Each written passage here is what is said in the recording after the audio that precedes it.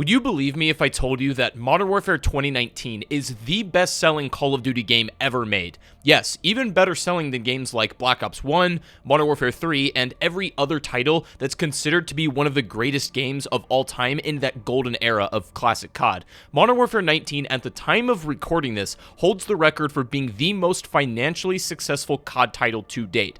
It's possible that MW2 this year could surpass it, but we're going to have to wait and see on that. Now, we must note that looking at a game's success purely through a financial lens is only one component to what represent the game's actual long-standing legacy and impact according to the community. Sales numbers are only one piece to that puzzle. For example, Modern Warfare 3 was the best-selling COD game prior to this one, and while MW3 is generally regarded in a positive light, that game was a nightmare behind the scenes. It had, its own issues to deal with, and in some sense was peak for the series. After that, momentum for Call of Duty really began to cool off. So, in a lot of ways, I think the success of a COD game can be determined by, number one, overall sales numbers, but number two, the trajectory that it would send the series on afterwards. Case in point, Call of Duty Ghosts. Whether you enjoyed this game personally or not really isn't the point. What's important to understand was both this game in particular and Advanced Warfare were highly responsible for changing the trajectory of Call of Duty for better or for worse. So, in the case of Modern Warfare, what this game actually managed to do was nothing short of incredible. It outsold every game prior and, more importantly, changed the trajectory of the franchise that it had been heading in. In a lot of ways, Modern Warfare put Call of Duty back on the map for the greater public when it had been fading in relevancy. Now, that upward trend in trajectory would change with the release of a certain title, but that's a whole discussion for another time. So now that begs the question, how is it that Modern Warfare was able to pull this off? Just looking at this game from an outside perspective and on a purely surface level, Modern Warfare shouldn't have actually been anything that's special. It's literally a game we've gotten over a decade ago, or at least it has the same name, and COD had already returned to boots on the ground with World War II. That didn't really work out how they wanted. Black Ops 4 was also burnt to a crisp when it came out of the oven, so not much success there either. Then Modern Warfare comes out, and all of a sudden it's this new era for Call of Duty, even though it appears just to have the same old stuff you'd expect in any COD game. Why was this one any different? Was it the result of world circumstances, or was it genuinely a good video game that made some smart choices? This is a fascinating one to explore, and I hope you'll join me in discovering just how Call of Duty Modern Warfare was able to save a franchise.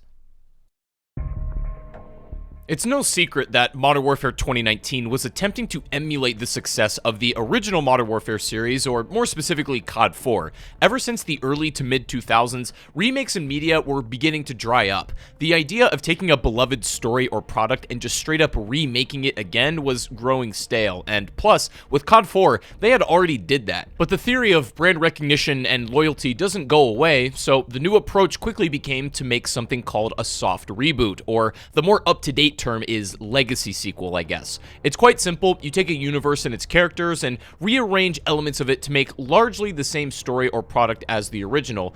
Generally, there are references that that original thing existed, but its impact on the new story can certainly vary. It's very obvious when this is taking place, and I'm not commenting on whether this is right or wrong as an approach. It's simply an observation, but like everything in life, there's a gradient to it. Some are just low-quality garbage cash grabs designed to extract the most amount of bands from your wallet as possible, and others can be a little more well-intended and, more importantly, executed with some class and honestly be enjoyable. So when it was announced by Infinity Ward that the Call of Duty title for 2019 was going to be another Modern Warfare game, because I'm cynical, I was initially very off-put by this announcement. It struck me as a filthy way to extract more money from a dying franchise. It just felt like gross and soulless. You have everyone overreacting to price being in the game only because he's a thing you know from the old game.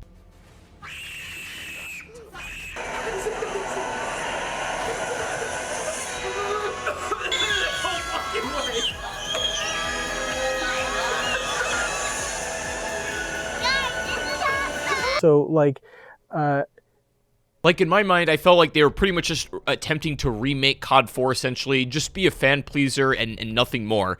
And it also wouldn't have made any sense to make Modern Warfare 4 because MW3 hit a critical mass where the premise of that game was so dramatic and over the top that they actually couldn't push the stakes of that story any further without coming across as silly or entirely out of touch with our reality. Like, it wouldn't even be Modern Warfare in a sense if they pushed that any farther. So this new Modern Warfare was supposed to be this take on our current day world, you know, more relevant to that and scaling things back a little bit. And they said the game isn't political, but just representative of conflicts more broadly, or so they claim. But it didn't seem all that interesting to me, so at first I kind of wrote it off completely, but I'm more than happy to admit, I think I was very wrong in my initial analysis of this game. I didn't give it the time of day because I was so off-put by titles like World War II and Black Ops 4 that I figured why even bother. But coming back around to it, I actually started to realize that my first impressions were almost totally incorrect. Now, that is in no way to say this game's perfect or flawless. It's got its issues, which I'm gonna rip apart the same way I do for any other video game. But this was pleasantly surprising in a way I was really not expecting. But even so, would that just alone be enough to skyrocket this game into record-shattering sales? Was it really such a groundbreaking video game that it changed the direction of the gaming industry?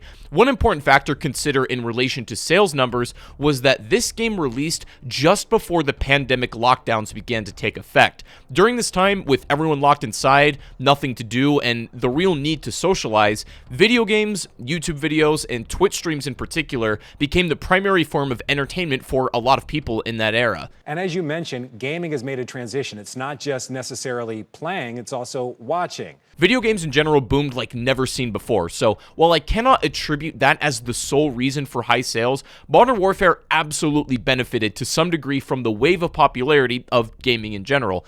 Going hand in hand with the pandemic timing was also the release of Modern Warfare's free-to-play battle royale, Warzone, and depending on who you ask, is the primary reason Modern Warfare did so well. And we'll get to that in more detail later in the video, but the release of Warzone was perfect for the timing of lockdown, where people had ample time and a need for entertainment. It could literally not have been a better case scenario for Warzone as a mode. So how much that contributed to the success of this game ultimately is debatable, but the point is, the game reached a far wider audience that Call of Duty had never seen prior. So just keep that in mind. But anyways, back to the soft reboot thing. As far as Modern Warfare goes, I think it's a rare instance in which the Legacy sequel was actually done right. Why? Generally speaking, in soft reboots, you have different characters that essentially tell the same story as the original, but Modern Warfare takes a slightly different approach and uses a lot of the same characters to tell a different story. Now, yes, there are a lot of elements that are similar to the original COD 4 and even Modern Warfare 2 and 3. Like, it's got its callbacks and mirrors, but largely it's very different from a storytelling perspective and quite different when it comes to gameplay systems. Speaking of which, this game would be the introduction of Call of Duty's brand new engine. This allowed them to do so many things that were previously impossible, or at the very least, extremely difficult to do on the old one with ease. Now, this new engine is great for streamlining content development. In fact, it's probably the reason Modern Warfare 2 is going to have like 6 modes: Campaign, MP, Spec Ops, Warzone 2, DMZ, and so on.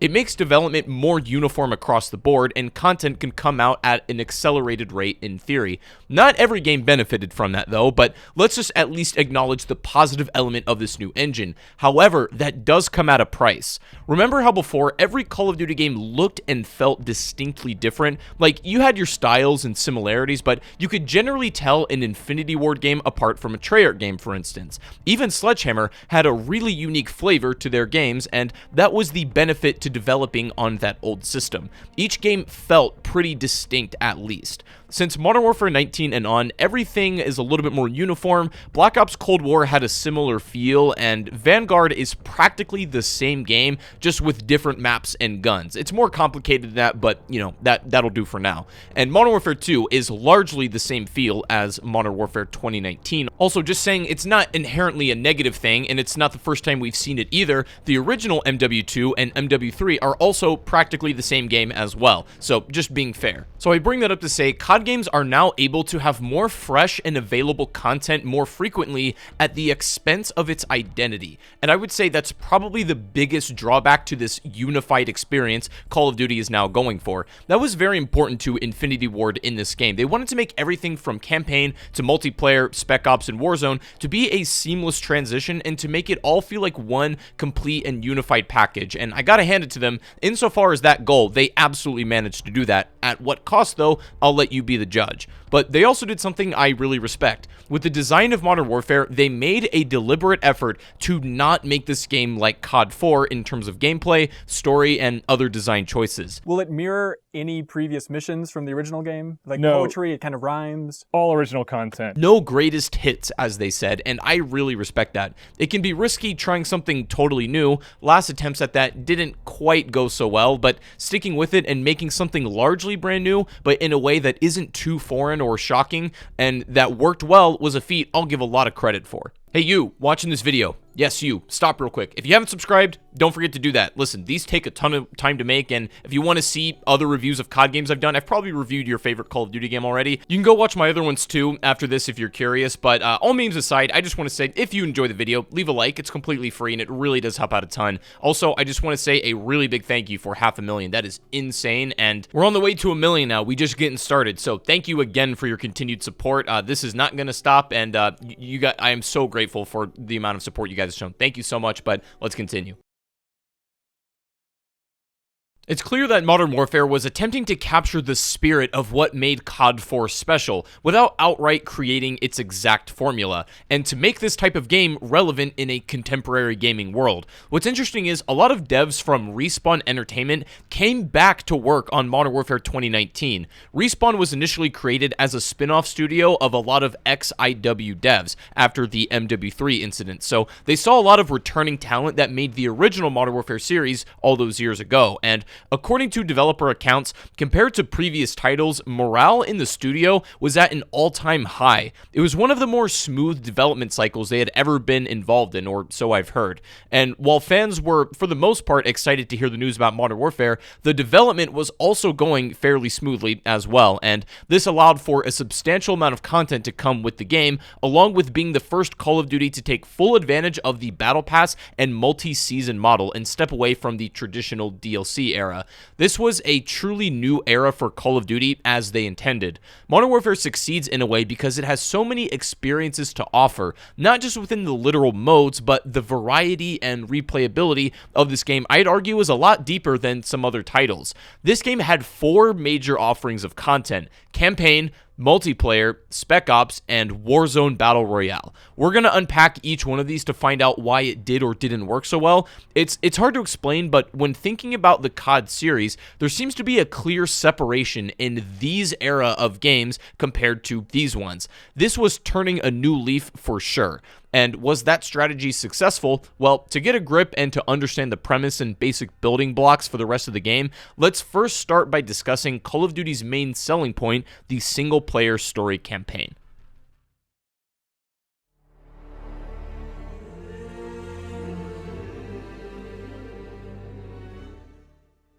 The first thing to get straight about Modern Warfare's campaign is the timeline in which it takes place and the universe it's in. So, technically speaking, this takes place in a totally different universe compared to the original Modern Warfare games, just so we're clear. While there are some crossover events, such as Price killing Zakhaev in both timelines, for example, for the most part, the worlds are totally disconnected, but the characters that inhabit them are the same people. And you can tell this is an entirely different universe because apparently in this timeline, Gaz is still just Gaz from COD 4, same character, only difference is he's black now. Soap, Ghost, and the boys are around, but they probably just worked at a Wendy's or something prior to this. And also, I guess Rogaine exists in this timeline because Captain Price's bald spot is completely gone.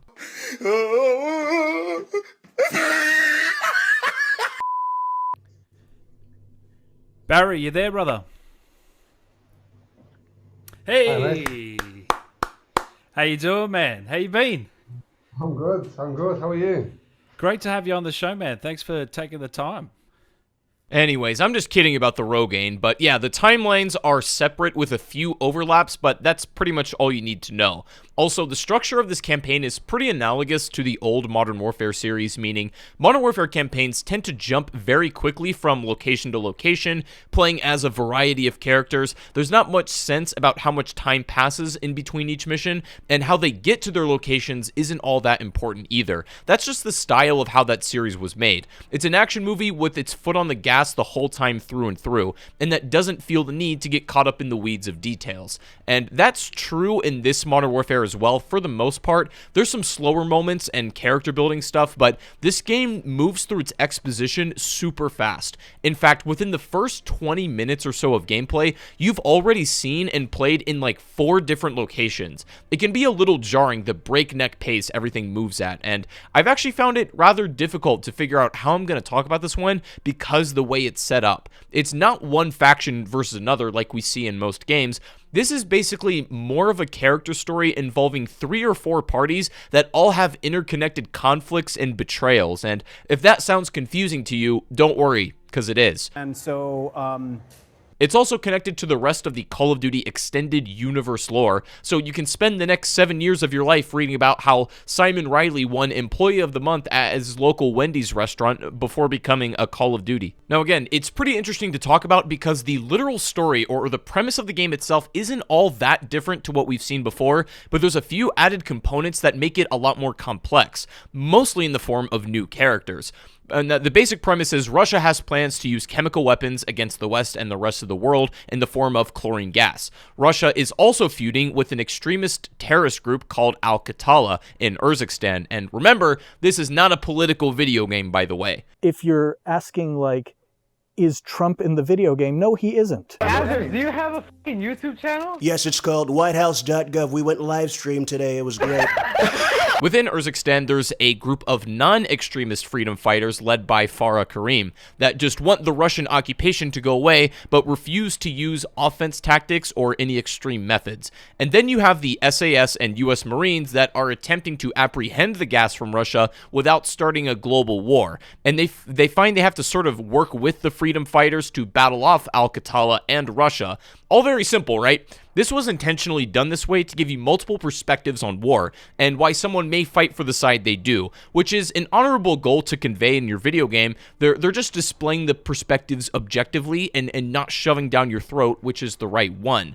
And within each of these factions, you have your notable characters of the game. It also has really no real main character. You might say Captain Price is the main, but it's really only because we know him from before, and he gets a lot of screen time, and that's true, but this story isn't really about him. Like, all the protagonists get roughly equal screen time. As a whole, I think Modern Warfare has a really strong set of characters that carry an otherwise not super interesting premise. The only character I don't particularly like is Alex, for reasons I'll explain later. So, while the plot isn't anything necessarily out of the ordinary or too noteworthy even, and the characters are good but not perfect, where Modern Warfare's campaign really shines in my view is the gameplay scenarios and situations it puts you in. Alongside the shooting bad guys portions of it, there's also really fun segments of puzzle-style escape gameplay, guiding a hostage through a building using comms and cameras to avoid soldiers and escape. You invade a house in a really tense breach and clear sequence. You can take part in ethically questionable activities to extract out details to help you along. You get plenty of opportunities like these, and while your choices don't really affect the main plot outcome in any major way, they create variances in that particular moment, and they feel impactful still.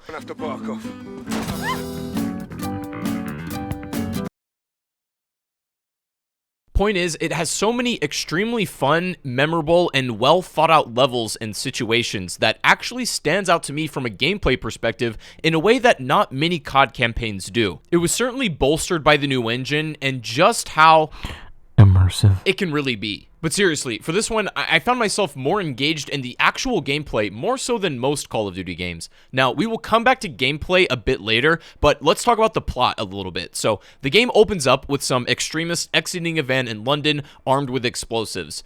Then we cut to Kate Laswell. I think that's her name, briefing Alex on the situation. Invade the compound and apprehend the gas, but do not engage Russian forces. As this situation plays out, the gas is confirmed, and upon the escape, they're ambushed by the extremist insurgents. They kill one of the US soldiers, but quickly realize they made a mistake and they're not Russian soldiers, so they leave with the gas they stole before anyone else shows up. Marines, amitar. Lazim mitarak. Farad. Because this situation is botched, Kate now needs to call in Captain Price to come help. This takes us to London, where we meet Kyle Garrick, or better known as Gaz. He has actionable intel about this suspicious group, but is forbidden to do anything by bureaucratic red tape until it's a little bit too late. The terrorists detonate a bomb and begin opening fire on civilians in the city, as well as taking hostages. Eventually, Gaz, with the help of Price, clear out the city and resolve the situation. Gaz is torn because he wants to be able to do more. He's sick of waiting by the sidelines and unable to act when he knows it's the right thing to do, and that could possibly save more people as well. Price hears this call and takes Gaz under his wing. Then Kate and Price realize they will need help from the Urzikstan freedom fighters to handle this situation and prevent it from becoming a global war. Then we are introduced to Farah Karim and her brother Hadir. Alex is tasked with helping them fight off the Russian forces and the Al-Qatala extremists in Urzikstan. Farah's motivation is set up in a later mission where you find out when they were young, Russian forces invaded Urzikstan and began executing the people of the town. Farah, who were very young at the time, and her brother were subjected to these attacks. Both their mother and father were ultimately killed, leaving Farah and Hadir to fend for themselves. Coming back to gameplay for just a second, I really like the way this mission's told as well. Number one, it seems like a dumb detail, but your character model is actually way smaller, and it has the effect of just intrinsically making you feel more vulnerable. You have to hide from this Russian soldier and take small jabs at him when the opportunity presents itself, and then hide again until you eventually wear him down enough to overpower him along with Hadir's help. This mission is tense and told in just a brutal, like, matter-of-fact kind of way. Gas is dispersed in the area, and you take gas masks and attempt to escape to freedom when you encounter an unavoidable conflict. You use your wits to distract soldiers and take one out. You can barely even hold the weapon because you're still a child. But this ends with the Russian leader Barkov taking you in as a prisoner. You're then tortured for years until one day you have an escape opportunity as Hadir stole a key. Again, the gameplay of this mission is quite fun. You have to avoid passing out from waterboarding from Barkov, who's trying to extract intel. You then do what you can to save your friends, and after that it becomes a puzzle using tools in the cell to help you escape the prison and attempt to rescue Hadir, who initially gave you the key. Upon escape, Farah rescues Hadir, and they're put in a deadly situation when a young and beardless Lieutenant Price comes to save your life. This is where their trust and connection is established, and why Farah agreed to meet with Alex in the first place, to essentially return a favor. So there, motivation for Farah and Hadir also established. In the meantime, you also get some really fun gameplay sequences with Alex and Farah where you disguise yourself as you sneak through the village in Urzikstan, and you have to attempt to make makeshift tools and weapons in this semi-open world level format. Mostly all the tools in this are optional, but they all have different use cases depending on how you want to approach it. I'm not taking down that tweet or acknowledging that my tweet violated the Twitter rules. It's a fun level to play from a gameplay standpoint, and it's so unique. It's absolutely one of the more memorable COD missions to me just in general. Then we cut back to the situation with Price and Gaz in the Clean House mission. This is the one I think Infinity Ward was by far the most proud of, and for good reason. It's actually a tense, realistic take on clearing a house, trying to neutralize hostiles, but watching your trigger finger for innocence. If you make a mistake, you have to live with it, but if you're patient and precise enough, you can get through this quick and clean without any other casualties. And this, at the end, leads to getting the location of one of the main Al-Qatala leaders, the Wolf, who, because he's dumb and forgot to use a VPN, speaking of which, that brings us to no, I'm just kidding. You thought I was going to do an ad read, didn't you? Not this time. Anyways, please enjoy this ad. But this important detail you discover leads the team to finding the location of the Wolf, where he has hostages in a hospital and needs to be stopped. You break in before too much damage occurs and taking the wolf into custody at the US Embassy. But before exfil can arrive, you press the wolf about stealing the gas at the beginning of the story. He claims it wasn't them, however, and it gets to a point where Al-Qatala forces, led by a man named the Butcher, who basically does the dirty work of the wolf, demands the release of him or they will forcibly take it. As events would unfold, they break in and the Butcher comes in and puts his ruthless brutality on full display. You pretty much need to buy time for the wolf to be extracted and surviving waves of Al-Qatala attackers. And back to gameplay for a second. The way this is done, like you have these mortar lights that are limited, but you can shine and see the enemies in the dark, is such an interesting visual. And this has one of the stronger missions in Call of Duty period from a gameplay standpoint. This one was always really memorable.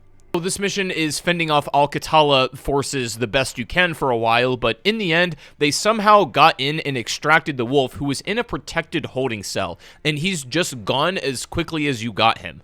Then you attempt to intercept him in a road, and this mission is also, again, one of my favorites from a gameplay perspective, and also where everything changes story-wise. You have Hadir's sniper rifle to hit targets at extremely long distances, you set traps for convoys, and eventually you're spotted as they begin to approach you. This whole sniper bit is like one of the most satisfying Call of Duty has ever developed, and, you know, coming back to story, Hadir wants to give them a taste of their own medicine, so to speak, and voluntarily releases the gas on the battlefield. He grabs Alex and Farah and gets them to safety, only to reveal that it wasn't Al-Qatala but Hadir himself that stole the gas at the beginning of the game, because he deemed the freedom fighters' methods not extreme enough when it came to dealing with the Russians. So through this, his betrayal is revealed just before Alex and Farah temporarily fall unconscious. I stole the gas from the Russians.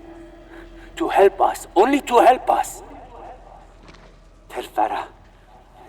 Tell her, Alex. While this betrayal is the big story twist, I want to return to gameplay for a moment. Typically, each of these missions are structured in a way that's so different to the last. Even though this campaign is pretty long, it manages to not feel repetitive at all because of its sequences and setups. While a lot of it is just shooting through levels of bad guys, each mission has some tangible, unique gameplay feature that makes it special for one reason or another.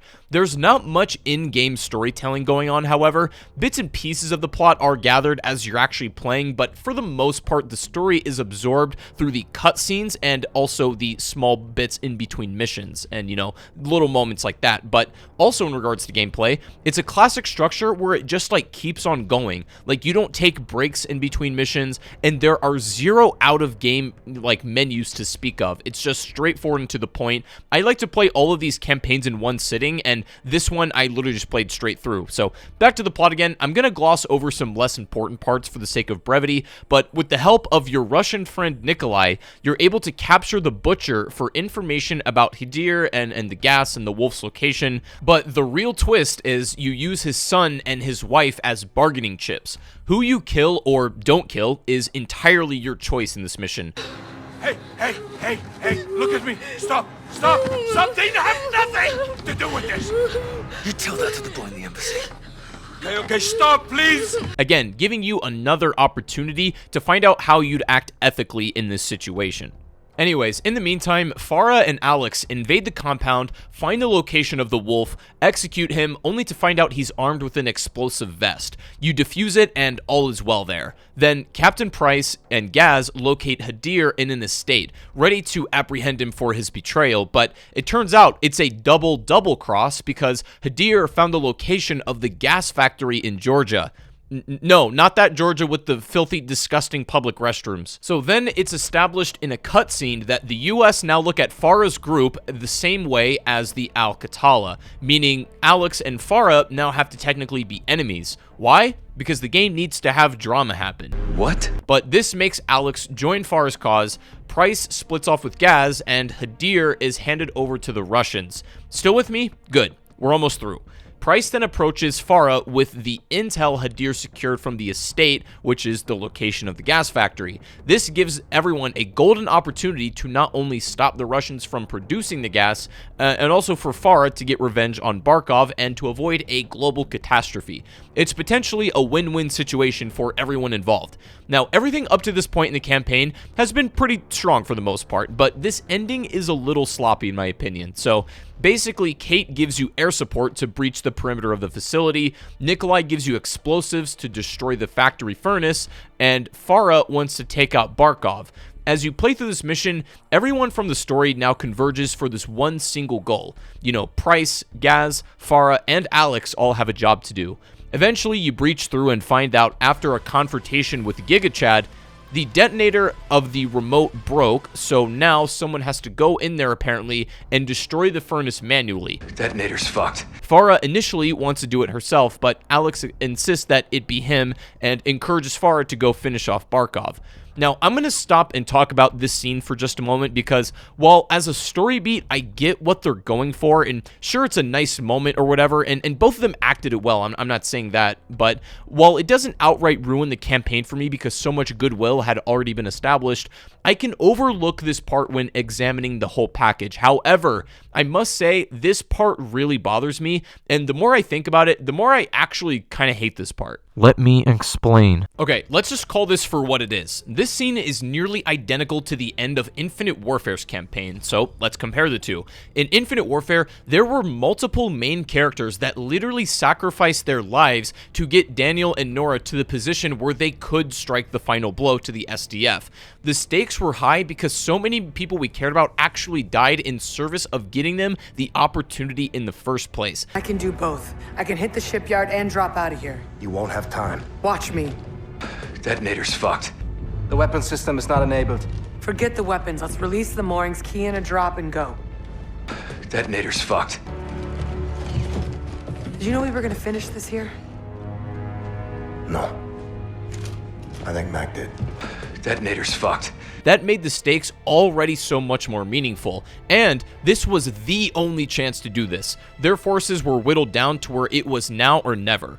Also, Daniel insists it be him because he realizes this was his true purpose and the sacrifice he needed to make, you know, out of selflessness. Also, it's way more impactful when it comes to Daniel and Nora saying goodbye because the game spent so much more time building their relationship, where Alex and Farah, by contrast, still don't know each other nearly as well. And also, Daniel actually died in the end, making his sacrifice mean something, and it wasn't taken for granted in the grand scheme of things. It was satisfying and sad, and it was much more emotionally impactful.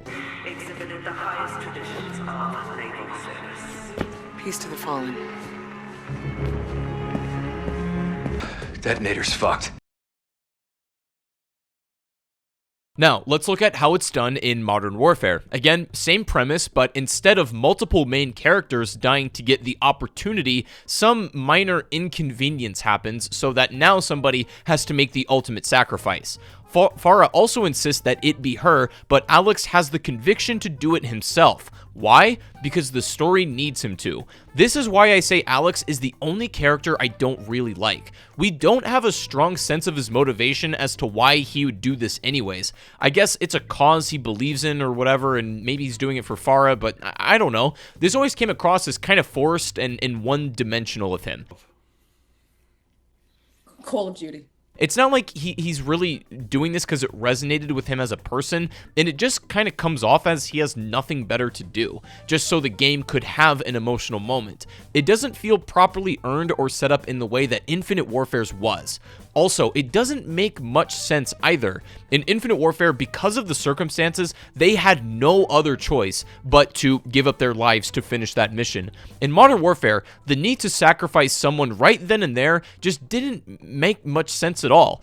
Alex or Farah should have really stopped and said, hey, wait a second, we have one charge on the pipes outside, maybe that will do some serious damage and at least take it out of commission for a bit, or, you know, maybe we can find another way to get the furnaces too, or maybe we send in some air support later to smash things up a little bit and finish it off after we evacuate. I mean, clearly you have access to it. Detonator's fucked. Or maybe we just leave the charge in the furnace room, and then we can get it blowed up later with something else like a missile. Is what I believe in. Oh, I guess he's just gonna go in there. Give me the order. I literally played this mission 3 times. I'm not kidding, because I couldn't really find a strong reason why the furnace had to blow up then and there, and it just feels stupid, like, oh no, I gotta go die with it now because the thing broke. Detonator's fucked.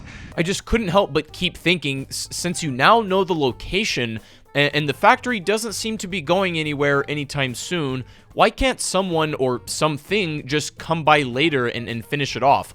There's really no good reason for any of that. My point is the ticking clock element just made little sense, and there was no real reason they couldn't just finish it off in some other way or just do it a bit later. And if there was some reason why it had to be done then and there, and not just because the game needed it to happen, please leave it in a comment form on this video that I will be sure to definitely go ahead and not read. But even then, Alex's sacrifice, as forced as it may be, doesn't even have much impact because it's been confirmed that he's still alive. Like, come on, my guy.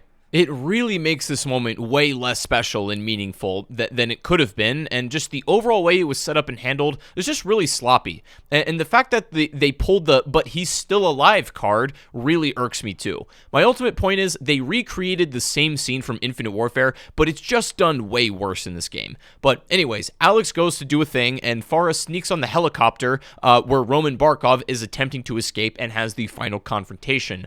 And that's pretty much how the story itself wraps up. The factory's destroyed and a global catastrophe is averted.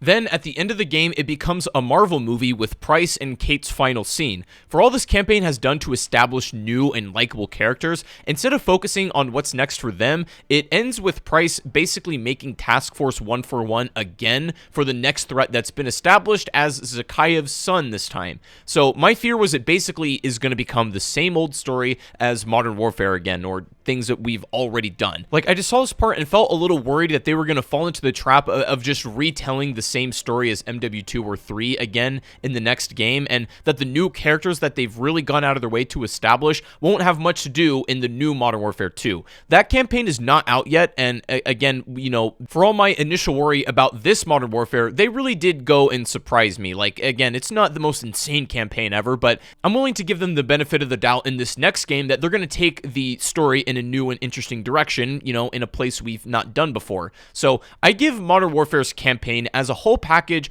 an above average rating. It has some really fun set pieces and situations, and the gameplay elements of this one really stood out to me in a way where most COD campaigns just don't.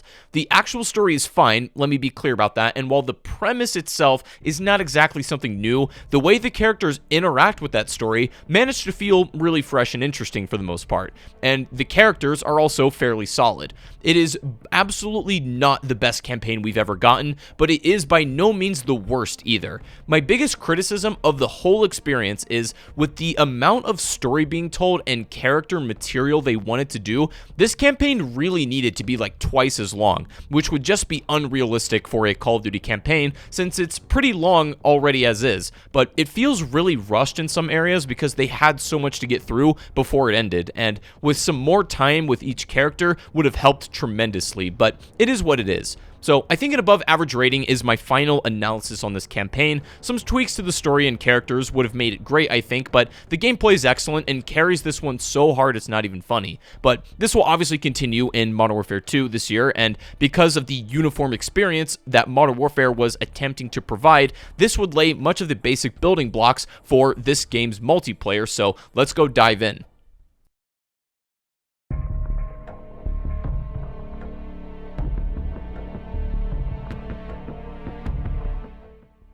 Modern Warfare's multiplayer I expect to be a bit divisive. Before I get into my personal feelings on the game, right from the get-go, this was Infinity Ward really changing things up in a way that meant risk. For example, some people may not even know this or just perhaps have forgotten, but initially Modern Warfare's multiplayer didn't even come with a standard minimap at all in-game. You'd only have a minimap up when a UAV was active. This changed, however, to the traditional minimap system after much community pushback. Sound familiar? Also, the way that weapons and therefore attachments worked would be a totally different system compared to before. This was the introduction of the gunsmith that was more or less made standard in Call of Duty nowadays, and not to mention being the first COD game to really go all in on the field upgrade system, which are essentially a temporary perk or bonus that is activated on your command. This was the alternative to traditional specialists, which by that point had gotten very, very old. And not to mention the movement and map interactions would change a lot too. The slide was reworked to be more useful in this game. Most maps also had doors that you could either just peek through or totally bust down. They were going for a somewhat more realistic feel for this year's game, and this was also shown through the map design, which we'll get to soon, but let me just say a few things on the whole realism bit. Firstly, recreating something to be a one-to-one carbon copy of reality into a video game can be boring depending on its context. Second, I don't mind an emphasis on realism in games as long as that realism doesn't get in the way of good gameplay, which sometimes it can cross that line. And lastly, Call of Duty was never a realistic video game. That wasn't why people played it.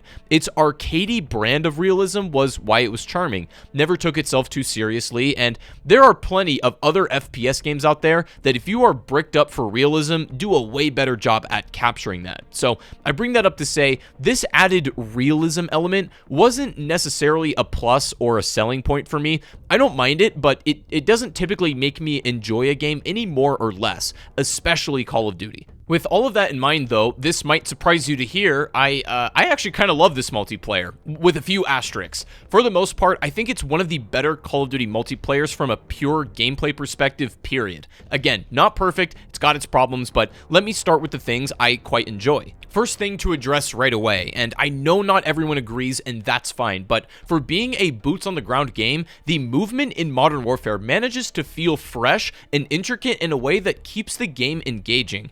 I criticized World War II's multiplayer for being so boring and sterile, especially in regards to its movement mechanics. Modern Warfare's core gameplay I can't get enough of in some sense just to master its movement, and for me personally, that element alone is addicting. And here is partly why I think the game works. I said earlier that COD succeeded off its own brand of arcadey realism, and Modern Warfare 2019 covers all its bases and even heightens them. It captures the realism part in the overall tone of the game, the guns, the map design, and so on, but still has the very crucial arcadey element in the form of movement, perk functions, kill streaks, and field upgrades. It's a near perfect blend of what makes a great COD multiplayer, if you ask me. This game feels like Call of Duty, and comparing it directly to World War II's multiplayer, since I played that extensively before this review, Modern Warfare's is miles better from a design perspective, and just way more fun too, in my humble opinion. In fact, when making this video, I found myself unable to stop playing the multiplayer, even when I had all the footage I needed. I was truly hooked, and just playing because I inherently enjoy the core gameplay, and you know, that was a really nice feeling and makes me hopeful for Call of Duty as a franchise. But besides just the movement and pace of game, visually the game really works for me. Realistic enough to be believable and to not break the immersion, but colorful enough to be aesthetically pleasing and nice to look at.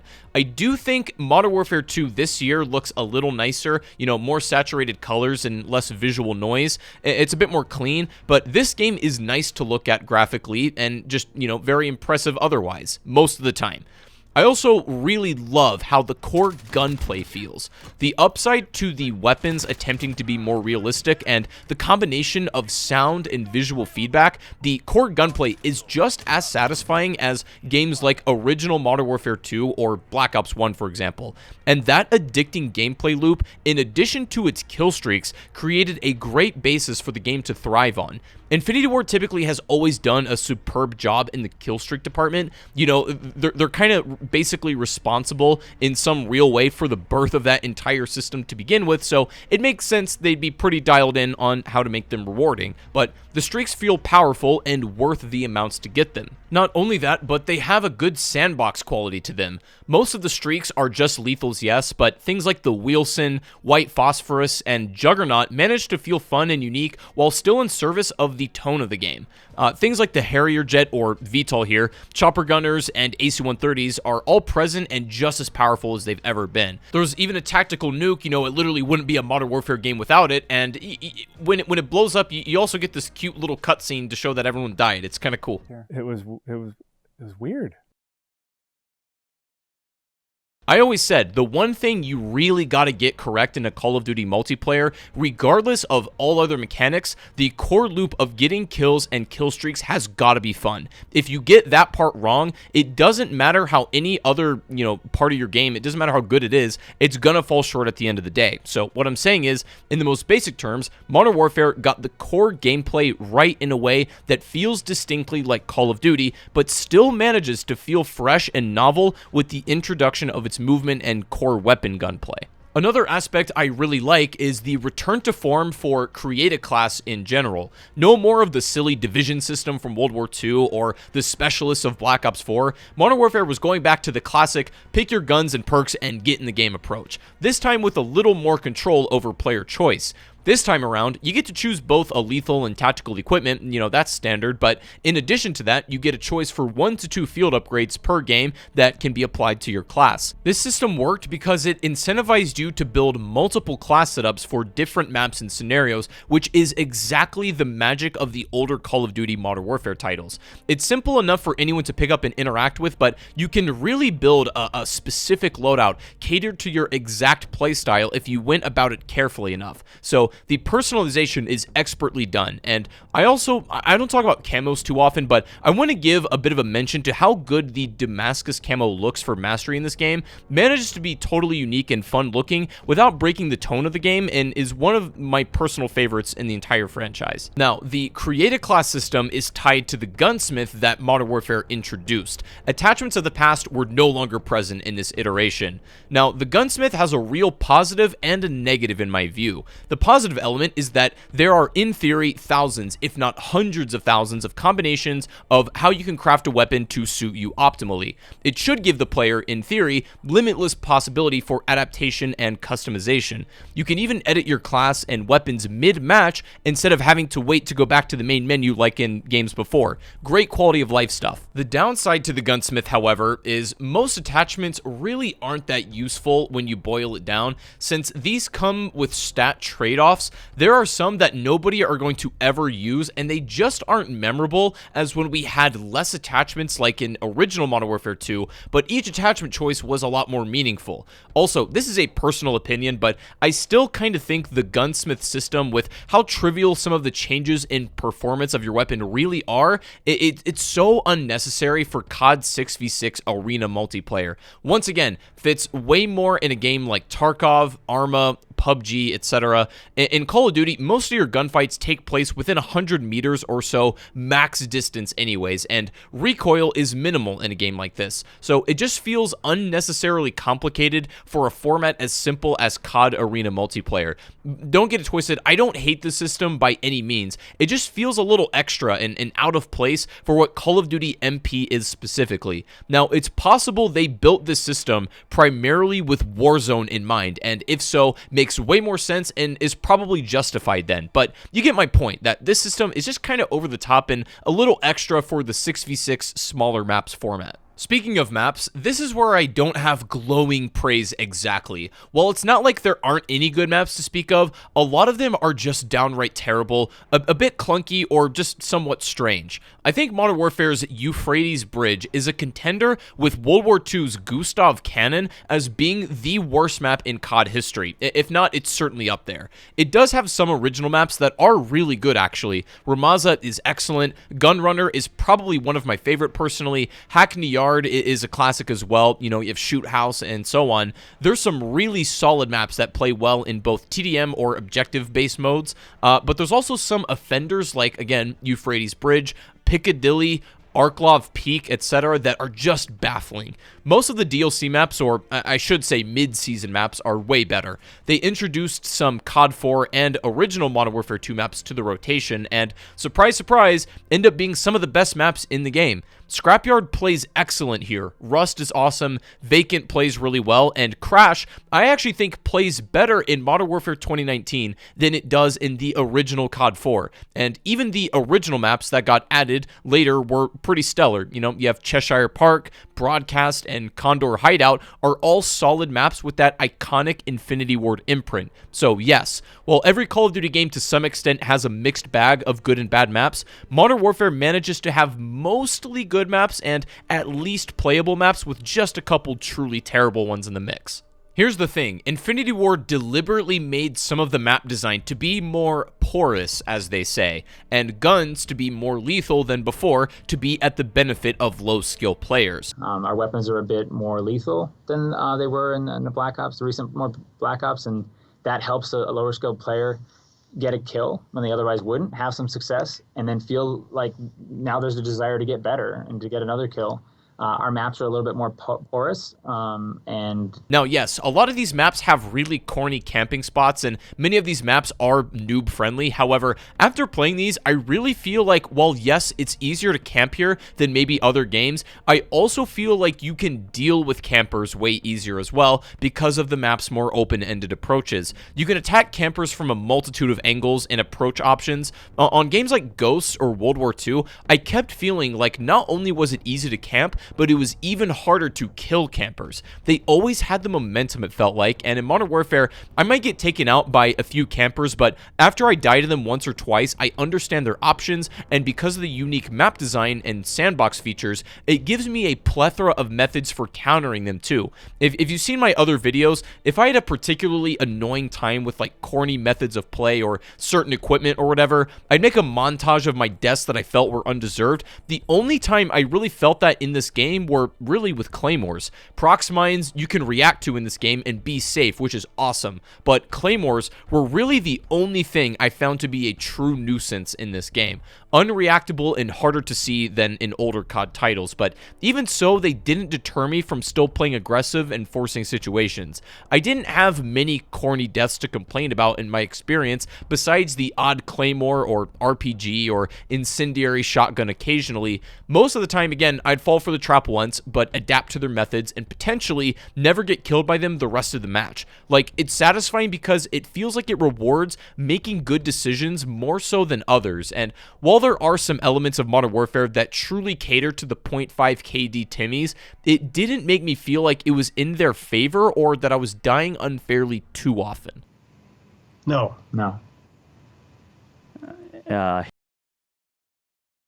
Another strong element of this MP is the wide range of experiences it offers. What I mean is, like, playlists like 2v2 gunfight were absurdly fun and popular. Like, even with my real life friends, they loved that. You of course had your classic team deathmatch, domination, hardpoint, etc., and then more out there ones like ground war with vehicles and infected. It's also worth noting that some of the maps had nighttime variants that you could play in the night vision mode to switch it up. This was best used for infected, and it was a clever way at making the same map feel like it's providing a totally different experience, but playlists were always changing and updating and being rotated in and out, and the game remained fresh surprisingly for years. Even now in 2022, still continues to have fresh content put into the game through playlist updates, brand new weapons, and so on. There's just like a huge blanket of experiences where everyone could get something out of this MP. Like even my grandma could play this and enjoy something out of it. My biggest gripes with this multiplayer have mostly to do with the poor map design and a lack of personality in the factions and operators. In the original Modern Warfare series, it was no question what side you were playing on. The music, the announcer voice, and the player models all conveyed that perfectly. In this game, because operators are so malleable and only divided by one faction, you're missing that sense of team identity that was so apparent in older games. And while it seems like a minor thing, it definitely makes Modern Warfare feel like it's missing a little something. Also, sadly, this was the first game to not feature the emblem editor that I gave such high praise to. I assume it was mostly to do with monetization and putting an emphasis on that instead, but they should have gone the Infinite Warfare route where they had both pre-packaged emblems alongside an emblem editor. But you'll also notice within the matches themselves, you actually can't see your deaths on the scoreboard. Even in modes like TDM, in which that's the entire objective, it truly baffles me how they ever thought this would be a good idea. Apparently, this is done to prevent people from seeing their deaths and quitting or getting grilled by teammates for performing poorly. In that case, that's why the mute feature exists. Don't even buy the game! You can't even get 10 kills! Don't even buy the game! Shut the fuck. And lobbies disband after every match anyways, so it's not like it even matters. That stat change still drives me crazy about Call of Duty even to this day, and I hope they realize how silly that is and re-implement it, even just for practical reasons. I should also mention the out-of-game systems briefly. While Black Ops 4 was really the first COD to do the whole Battle Pass thing, Modern Warfare is the game that took full advantage of it with both mid-season updates, a constantly updated store with blueprints and other cosmetic operator items. Long gone are the days of loot boxes, and thank God for that. But while the system is by no means without its faults, it allowed Modern Warfare to always be providing something new on a relatively consistent basis. And something else I had noticed during the prime of this game was that many of my real life friends who are not, particularly avid gamers were all talking about and addicted to this year's Call of Duty. They hadn't played any game this much since Black Ops 2 for most of them, and when COD is able to reach my non-hardcore real life gamer friends again like that, I knew there was something a little more special about this game.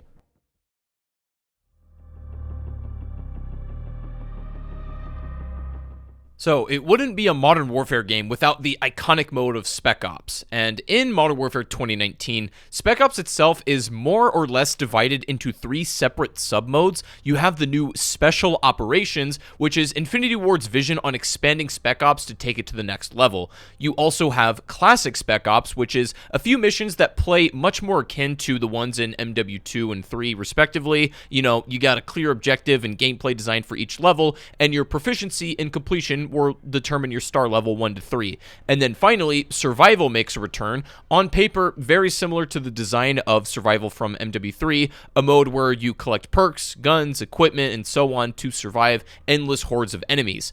In all honesty, Spec Ops is by far the weakest link in the offering of Modern Warfare. Why? Well, let's start with Special Operations. Admittedly, I don't have as much to say about Spec Ops in this game because they're just not nearly as interesting as the original Spec Ops from older games, but here goes. Special Operations takes a role-based approach to gameplay where you select a class, very similar to Extinction. You pick Tank, Medic, Assault, etc., and then you go into complete objectives in a more open-world format, usually with your squad. In theory, this sounds good, but I can't lie, most of the missions are extremely boring and dull. You have like a checklist of objectives, and the open world format kind of works against it, and the pacing of gameplay can be all over the place, and it just feels really non-cohesive a lot of the time. They just aren't as well thought out or crafted as Spec Ops missions of old, and it feels like Extinction's gameplay without anything that made Extinction interesting, if that makes sense. Also, these are essentially an outlet to tell more story for Modern Warfare's universe, so for what it's worth, they're fun to do, all of them at least once, but they have basically dead zero replay value. I see what they were going for, and the vision for these were neat, but this mode wasn't very popular.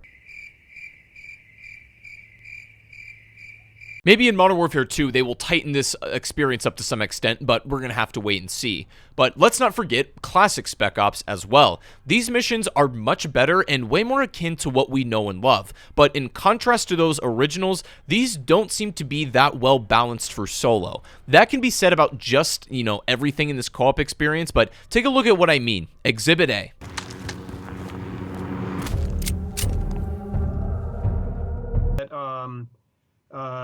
That said, I did have the most fun in this game with classic Spec Ops, but because they spent a lot of time on the new special operations, you don't have nearly as much content in classic that you would have in like MW2 or 3. I like these missions a lot, and for the most part, they're just rearranged campaign segments as to be expected, but I had a decent time with these at the end of the day. They're a fun challenge to do solo or with a buddy, but by far the brightest gem in the whole Modern Warfare campaign offering was classic Spec Ops.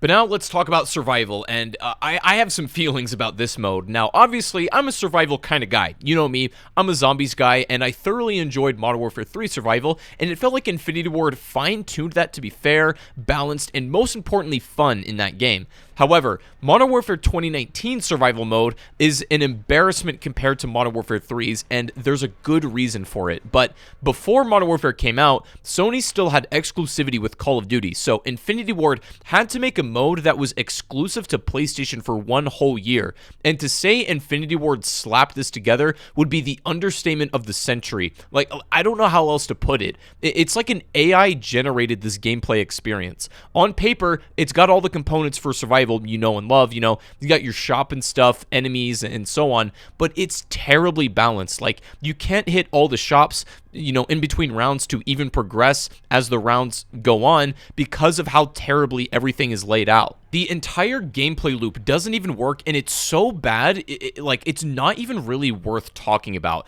This is the one that disappoints me the most because we know how good this mode has the potential to be. It's an absolute shame and a disgrace to even be included on this game. It genuinely feels like 1 or 2 people made this entire mode, and that's probably not too far from reality. As a whole package, the co-op mode in general, other than special operations, felt like kind of an afterthought. Infinity Ward clearly were hoping special operations would catch on more than it did, and classic Spec Ops was added to be a crowd pleaser, and survival was more or less mandatory from Sony for them to make, so they put in minimal effort to slap that mode onto the game. It's definitely not the strongest example of co-op gameplay from Infinity Ward done right. In fact, for a while, Modern Warfare was likely going to have zombies and would have been a direct continuation of some kind from Infinite Warfare. We know this was worked on for a little bit, but they scrapped it because ultimately they decided zombies wouldn't fit that well into this overall game. And really, that's all I have to say about Spec Ops. Not much substance to dig at, but last but not least, let's not forget the big project that Infinity Ward was secretly banking on, Call of Duty Warzone.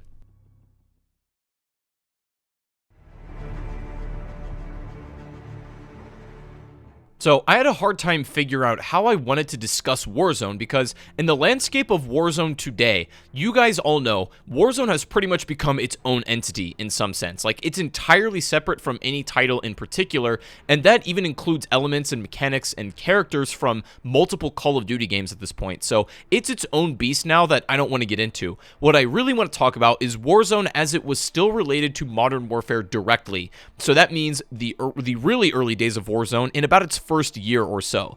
This is the period of time that many people consider to be the golden days of Warzone. For myself, I don't really play Warzone that much these days anymore, but in the early days, I was actually a very avid gamer on it myself. Interestingly, I was insanely wrong about this game mode. I played Warzone a bit early before it fully launched to the public in some private tests and play sessions, and to be honest, at the time, I really didn't believe in it. I didn't think this game would catch on to any real degree, but I could not have been more wrong.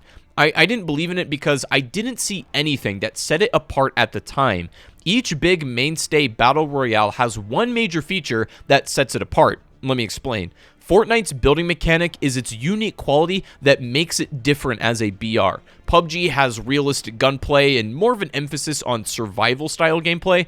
Apex Legends brings the hero shooter mechanics into a BR format, and so on. At the time, I truly didn't think Warzone offered up anything unique exactly. Blackout Battle Royale was technically Call of Duty's first attempt at such, so why didn't Blackout have the astronomical success of Warzone? Yes, one element is that Warzone is free to play. That was huge, don't get me wrong, and probably the most important factor, but as a game, as much as I like Blackout, it was missing something, you know? Something that made it stand out amongst the crowd, and I think Warzone found that thing. I believe what sets Call of Duty Warzone apart and allows it a spot at the table of big BR games, much of it has to do with the fact that bringing the core class customization of Call of Duty, you know, that brand, to its game in the form of loadouts. While this may seem like a small detail, I think this is why Warzone works at its core. No video game does class customization quite as well as Call of Duty, and no other game allows that level of customizability into its BR mechanics, to say the least. That is to say, what makes Warzone unique is the customizable personal classes. That type of gameplay is really not found in any other BR to that extent, and not to mention it's, you know, fairly polished, and that's the mechanic essentially that makes it special. Sure, it still probably would have done well without it, but I can't help but feel it wouldn't be nearly as popular without YouTubers and streamers constantly trying to find the new meta and always experimenting with attachments and whatnot. Apparently, there's a new meta in that game every single day, according to YouTube.com. And this is why I say the Gunsmith was fundamentally designed for Warzone and not multiplayer.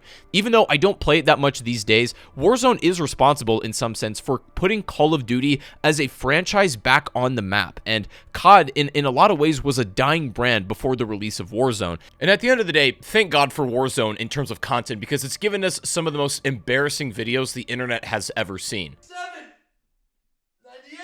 Yo, what's going on, guys? Doug Sensor Martin here. I'll just crank out some pull-ups before getting into it. That'll make them think I'm cool. Flex on them a little bit. Hey, what's up, nerds? It's me, Doug. What, did I forget to give you a wedgie today? And I'm not trying to be overdramatic, but I think Warzone really saved Call of Duty when it was in danger. It brought so many new faces into the fold and brought back in old COD veterans who hadn't played since then. Of course, the pandemic created a best-case scenario for it, but as a game, it does enough to differentiate itself as a genuinely good Battle Royale game, and it will be around for a long time to come. And I think Warzone 2 would be making a grave mistake to not have the series-defining feature of loadouts or, you know, something to that extent present in the game anymore. In any case, Warzone being as successful as it was and basically breaking off to be its own entity certainly lifted the tide of Modern Warfare's reputation as a whole unit. Call of Duty Modern Warfare in large part restored faith in the franchise of COD and really put its name back at the forefront of gaming when it had been slowly fading out of relevancy for a number of years.